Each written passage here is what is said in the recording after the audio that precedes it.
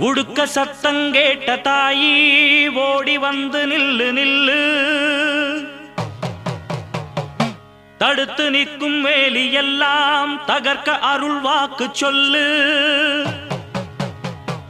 வானந்தொட்டு பூமி எங்கும் வாழும் சக்தி மாரியம்மா, மானம் மரியாதைகளை காத்து நிற்க வாடியம்மா. நாளும் உன்ன பூஜை செய்ய நல்ல பதில் தாரும் அம்மா. நினைச்ச போது அணைக்க வேணும், தவிச்ச தாகம் தணிக்க வேணும். படைச்ச தாயி மனசு வந்து இறங்கி நீயோ வழங்கவே